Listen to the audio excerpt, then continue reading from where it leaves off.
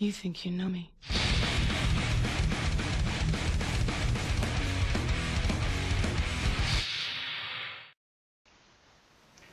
Hello everyone, welcome back to Ratchet Clank Size Matters. In this episode, we're gonna be doing the challenge mode. Well, technically we're gonna be doing the challenge mode, however, I've already gone and done it a few times. Yes, this is post-commentary, for the simple reason of I've gone and compressed, I would say about 6 hours of gameplay into 13 minutes. And the real simple reason is because why not? It's easier to just show what you can do in challenge mode. For example, you see we only need to go and get this Proto-Medic and the Polarizer. Those are the two gadgets that we don't have at the beginning or when we start the game. Also, when you go into challenge mode, you can buy Titan weapons, and they cost quite a lot. At least the electroshock or electro rocket. The dual laser raiders only cost $250,000, so it's not that bad. And also Rhino at a ridiculous 9.9 million bolts.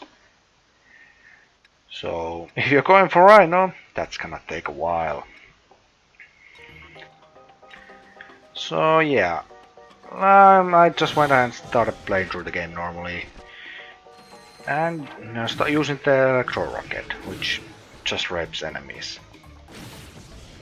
Our first interest comes here in what is this? Pokitaru.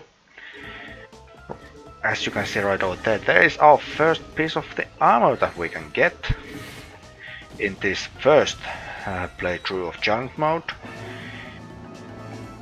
And it is Hyperborean gloves. Next up, Release. This section, when we get flanked over here, you literally just land on some boots. Hyperborean boots.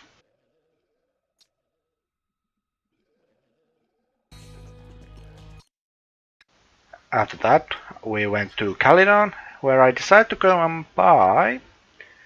Well, after checking how much Rhino was, I decided to go and buy the Titan Electro Rocket, which for whatever reason decreases your total ammo by 4, so you have less ammo for whatever reason.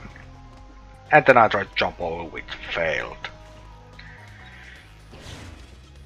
Here's a neat little trick here in Calydon. After you've gone through a room where enemies just keep dropping and you come to this rail section, in challenge mode, you don't have to bother with any of it. You can just take a hit and go straight through. And you don't even lose any health, because it was a grind lock thingy. Hooray huzzah. This is when we went doing the Clank section, when we were going back to Medical Outpost after Metalis. I just wanted to show this sheer amount of enemies that you have to fight against when in challenge mode, because there definitely wasn't this many enemies when we were doing this the first time. Speaking of Medical Outpost, here in Train Time, we can go and pick up the third Hyperborean armor piece. Body armor. Just leaves one more armor to get. Also, it took some time, but eventually I was able to upgrade Titan Electro Rocket to version 2. The Titan weapons also have 4 levels, so yeah, there's that. If you remember, there was a gold bolt there, and you can go back here. If you show where the not gold bolt, platinum bolt was. And you can go and destroy these crates and you get the amount of money out of it. So that's good. And final thing for day 1 was, in preparation for medical outpost, I decided to go and buy Titan to quad laser raters. Day 2. Day 2 began with me just firing dual laser raters all day long, because they aren't that great, but it managed to do the job. And yes, I did do this over 4 days, so yeah, there's that. This is the whatever the second Clank fly level. I managed to get a skill point for getting over 1950 points. Also in the same level I managed to get Titan Electro Rocket version 3. And finally, just literally after that, there is the fourth and final Hyperborean armor piece. And I'm trying to be dramatic and stuff like that. But yeah, there it is, there's the helmet. I've already equipped the first 3 armor pieces. And here we go and equip him the helmet, which puts our damage reduction up to 92.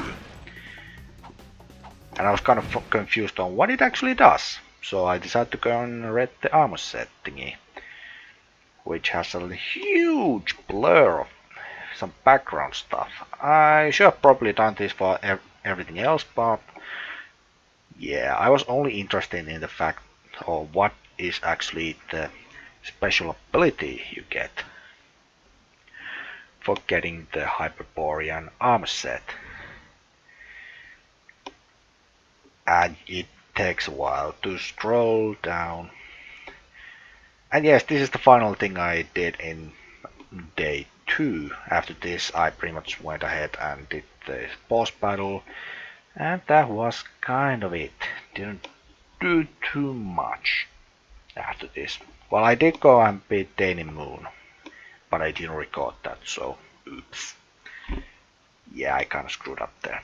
Anyway, the ability you get for Hyperborean armor set is you freeze enemies when you hit them with your wrench. Day 3.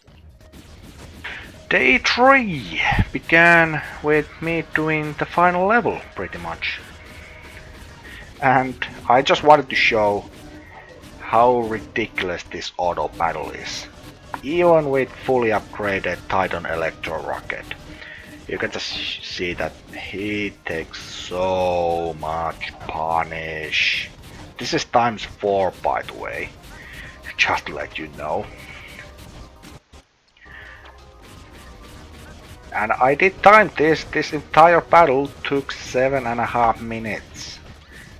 7.5 minutes of me just firing my rocket and waiting to get some ammo. Or if I wasn't patient enough, just buying ammo. Which, by the way, does cost a lot when you have your weapon in Titan level 4, which is the max level, by the way. But all in all, even though I bought the Titan Electro Rocket and Titan Dual Laser Raters, I still managed to get a decent amount of bolts. 6.3 million, I can see. I think that's 6 at least. It might be 8. So yeah, this was just... The attack pattern is kind of easy to see. The real struggling one is the one when he has multiple waves that you need to dodge. And remember, if you get hit once, you lose your shield, and I think this boss can 5 or 6 hit kill you, so you can't take that much damage. And I didn't end up taking any damage, so that was good. And yeah, just after 7 minutes I managed to beat him. And I moved straight on to challenge mode 2. I actually decided to try the mutator, which is a triple one. And as you can see, it is actually quite of a decent weapon.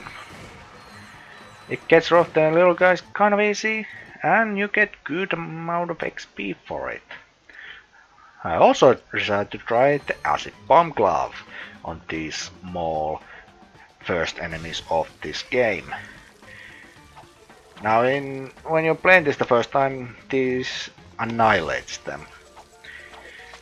In challenge mode 2, yeah. If you don't buy these and upgrade these weapons on your first playthrough, they are essentially useless, as shown here. I use all of my ammo on these guys and they don't die. But the mutator is a special weapon. It is actually kind of useful.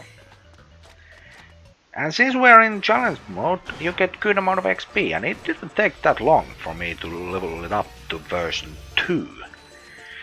The difference being that now the cows actually explode when enemies run into them.